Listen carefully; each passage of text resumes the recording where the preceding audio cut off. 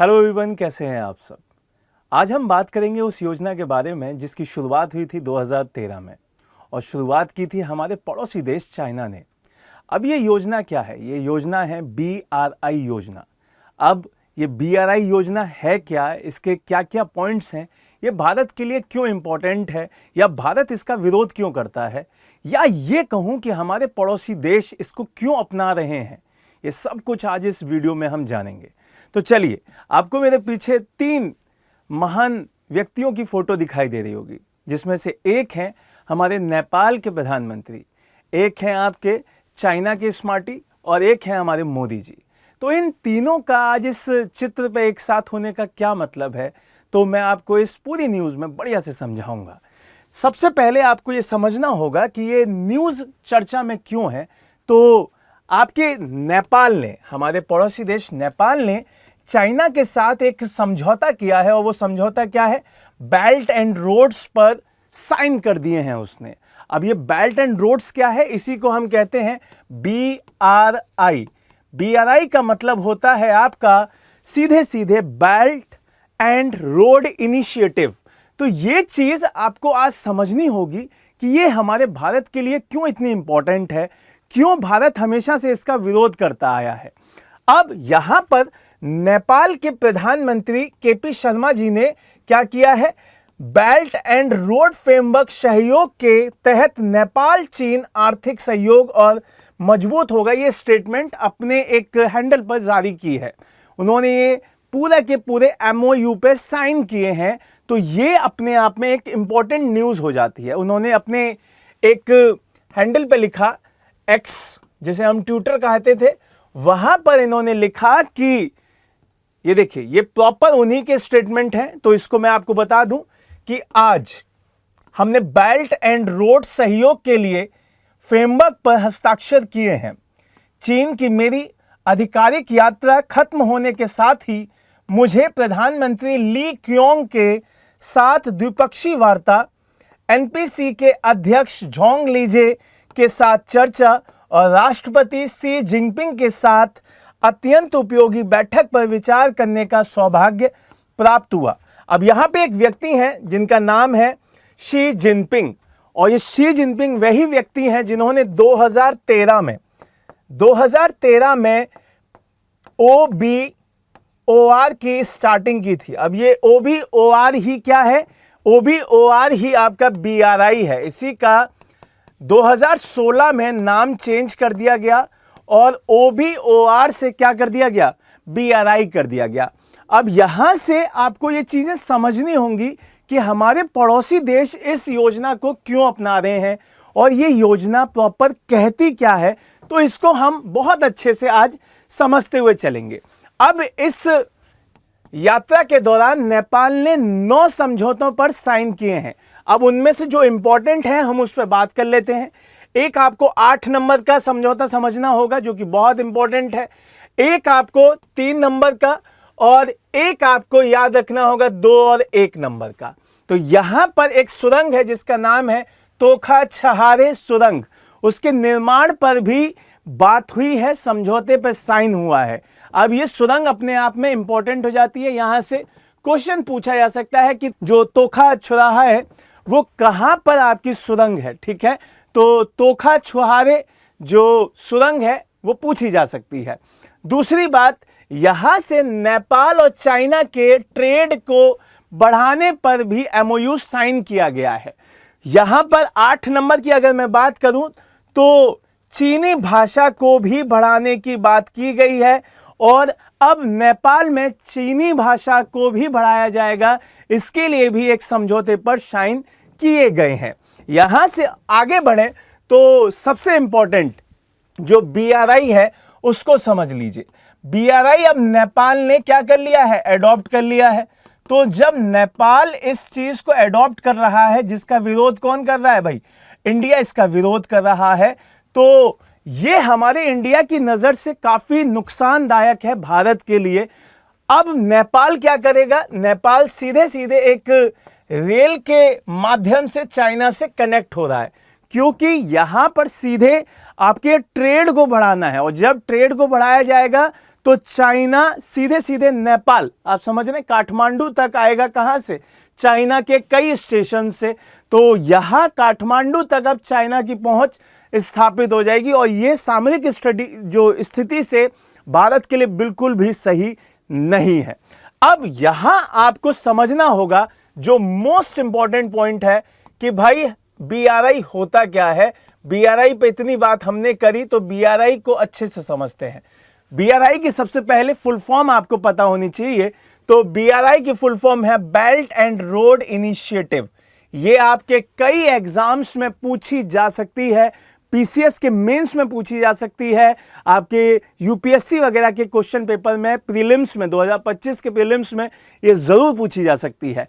तो यहां पर आपको ध्यान रखना है, BRI को ही हम 2013 में क्या कहा करते थे? इसी को हम कहते थे वन बेल्ट वन रोड। सीधे ध्यान रखिएगा, इसी को हम क्या कहते थे? OBOR। बाद में चलकर इसी का नाम चेंज किया गया और 2016 में इसको BRI कर दिया गया। और BRI की फुल फॉर्म अभी थोड़ी देर पहले मैंने बताई है, बेल्ट एंड रोड इनिशिएटिव। अब इसमें क्या काम होता है? इसमें काम होता है जो क्षेत्रीय एकीकरण है उसको बढ़ाना, व्यापार को बढ़ाना और आर्थिक विकास के सुधार कार्यों पर काम करना। अब ये किसकी पहल है? ये पहल है आपके चाइना की, चीन की। ये एक बहुत इंपॉर्टेंट पहल है पूरे विश्व पे अपना ट्रेड बढ़ाने के लिए, अकेले भारत पे नहीं। वो सीधे काउंटर करता है इसे अमेरिका को भी और कई शक्तियों को। इसलिए चाइना की ये महत्वाकांक्षी योजनाओं में से एक है। इसी के माध्यम से वो क्या करना चाहता है, एक उसका ओल्ड सिल्क रूट चलता था उसको फिर से वो जिंदगी देना चाहता है। इसीलिए कई लोग इसे क्या कहते हैं, 21वीं सदी का नया सिल्क रूट भी कह देते हैं। ये बहुत जरूरी है, इसको समझना बहुत जरूरी है। दूसरी चीज, इस पहल का जो मेन मोटिव है वो क्या है? भूमि समुद्री नेटवर्क के माध्यम से एशिया, अफ्रीका और यूरोप को जोड़ना। आपको पता होगा कि इस पूरी बेल्ट से वो क्या करता है, मेडिटेरियन सी तक पहुंच को स्थापित करता है। और अफ्रीका आपको यहां पे दिख रहा होगा, यूरोप यहां पे दिख रहा होगा और एशिया पूरा का पूरा यहां आपके सामने दिखाई दे रहा होगा। तो ये इन तीनों में अपना नेटवर्क बढ़ाना चाहता है और यहां से अपना ट्रेड भी बढ़ाना चाहता है। इसीलिए ये पूरी की पूरी योजना चाइना की बहुत बड़ी योजना है जिसको चाइना बहुत अच्छे से इंप्लीमेंट कराता जा रहा है और इंडिया के लिए खतरा बनती जा रही है। चलिए अब इसके बारे में और चीजें जानते हैं कि ये बात क्या से स्टार्ट हुई। सबसे पहले आपको इसकी स्टार्टिंग देखनी होगी कि चीन 2013 में इस बेल्ट एंड रोड परियोजना की स्टार्टिंग करता है, जिसको मैं अभी समझा चुका हूं कि इसे OBOR के नाम से स्टार्ट किया गया था। और किसने किया था? शी जिनपिंग ने किया था। क्लियर हुई ये बात? दूसरी चीज, अब आपको अगर ओल्ड हिस्ट्री में लेके जाऊं, पुराने इतिहास में लेके जाऊं, तो एक साम्राज्य हुआ करता था चाइना का जिसका नाम था हॉन। क्या नाम था भाई? हॉन नाम था। हॉन डायनेस्टी ने, हॉन राजवंश ने 2000 वर्ष पूर्व, क्योंकि आपको पता है कि जो हॉन डायनेस्टी है उसका टाइम पीरियड कब है? 206 ईसा पूर्व से लेकर वो स्टार्ट होता है और उसका जो टाइम पीरियड चलता है 220 ईस्वी तक चलता है। तो इस डायनेस्टी ने इस मार्ग की शुरुआत की थी जिसको हम सिल्क रूट कहते हैं। उसी के ऊपर ये फॉलो करता है, उसी को फॉलो करते करते ये अब चाइना ने नई इनिशिएटिव स्टार्ट किया है। अब यहां पर सिल्क रोड व्यापार मार्गों का एक प्राचीन नेटवर्क हुआ करता था जो यूरेशिया के माध्यम से चीन को भूमध्य सागर से जोड़ता था। अभी जैसा कि मैंने आपको समझाया, ये आपको दिख रहा होगा मेडिटेरियन सी, इसी को जोड़ता था। अब वही चाइना फिर से कर रहा है, कब? 21वीं सदी में। तो इसको चीजों को बढ़िया से आपको ध्यान रखना होगा। इसे सिल्क रोड इकोनॉमिक बेल्ट, या मैं ये कहूं 21वीं सदी के समुद्री silk road, one belt one road के रूप में भी जाना जाता है।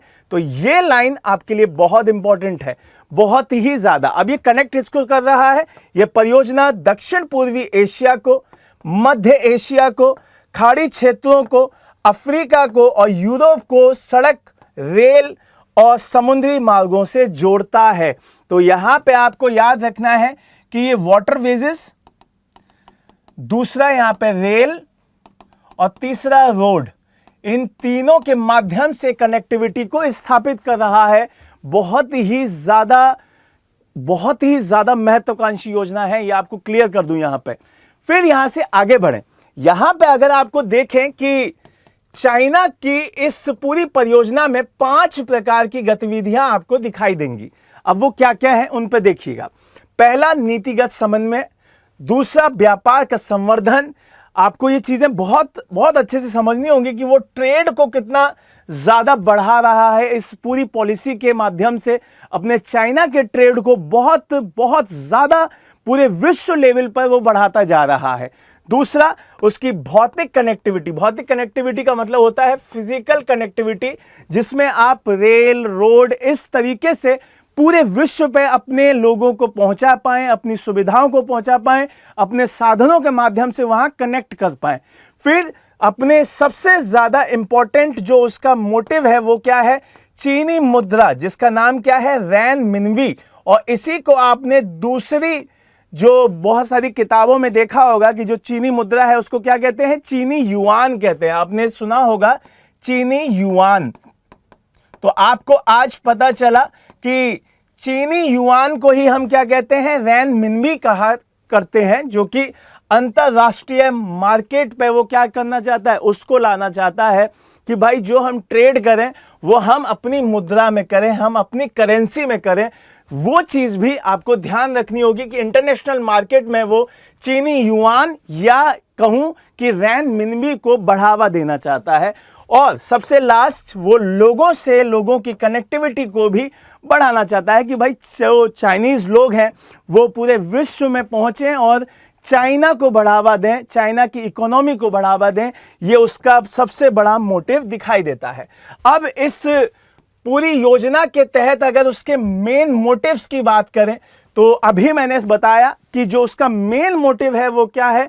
वो है आपका चीनी पूंजी, इकोनॉमी ऑफ जो चाइना है उसको बढ़ाना, श्रम और प्रौद्योगिकी का निर्यात करना। वहां पे टेक्नोलॉजी को भी वो क्या करना चाहता है? निर्यात करना चाहता है। दूसरा, नए बंदरगाहों, औद्योगिक केंद्रों, विशेष आर्थिक क्षेत्रों का निर्माण करना चाहता है।